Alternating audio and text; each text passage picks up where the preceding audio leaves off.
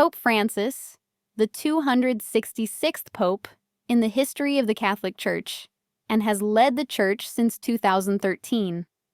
As the first Pope from the Americas, he has brought a unique pastoral approach to the papacy. But as he grows older, currently 88 years old, and faces ongoing health challenges, many wonder, what happens when a pope passes away? The transition from one pope to the next is steeped in careful procedure and has deep spiritual significance. Today, we'll walk through the process from the pope's passing to the election of his successor. When a pope dies, the Church enters a period called sede vacante, or the seat being vacant. During this time, no major decisions can be made by the Church. The only person with authority is the Camerlengo, the cardinal responsible for managing the Church until a new pope is elected. One of the first official acts is verifying the pope's death. The Camerlengo formally declares the pope deceased. After this, the pope's fisherman's ring, a gold ring depicting St. Peter casting his net, is destroyed. It symbolizes the pope's authority and his role as the successor of St. Peter, who was a fisherman. This ring, traditionally used as a seal for papal documents, is broken to prevent any forgery and to signify the end of his reign. Next comes the funeral and mourning period.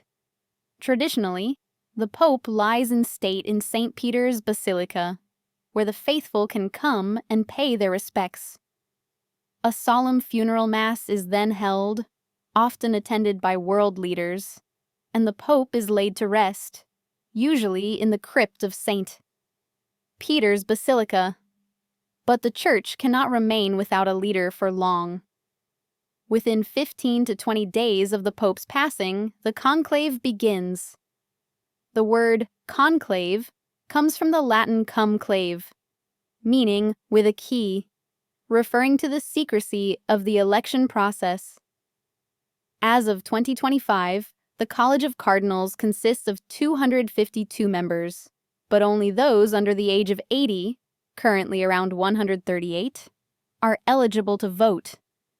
These cardinals, coming from all over the world, gather in the Sistine Chapel to elect the next pope. Before voting begins, they take an oath of secrecy. The voting process is strict. Each cardinal writes the name of their chosen candidate on a ballot, folds it, and places it in a chalice on the altar. To be elected pope, a candidate must receive a 2/3 majority. After each round of voting, the ballots are burned. If no pope has been chosen, a chemical is added to the fire to produce black smoke, signaling to the world that a decision has not yet been made. But when a new pope is finally elected, the ballots are burned without chemicals, producing white smoke. This is the moment the world has been waiting for. Shortly after, a senior cardinal steps onto the balcony of St. Peter's Basilica and proclaims, "Habemus Papam," we have a pope. The new pope then steps forward to give his first blessing to the world. One of his first symbolic acts is receiving the fisherman's ring, which will be unique to his papacy. He also wears the pallium, a woolen band symbolizing his role as the shepherd of the universal church. This process ensures the seamless transition of leadership while preserving the church's unity. Throughout history, conclaves have seen dramatic moments. Today, the process is much more structured, but no less momentous. The faithful around the world pray for wisdom and guidance as the Church prepares to choose the next successor of St. Peter. So, the next time you see white smoke rising from the Sistine Chapel, you'll know. History is being made once again. The process of electing a new pope is an old tradition rooted in history. But the authority of the papacy itself even goes back to the time of Christ. If you'd like to learn more about the biblical foundation of the papacy and the significance of the keys of the kingdom, that Jesus gave to Peter. Check out my video on the papacy in Scripture.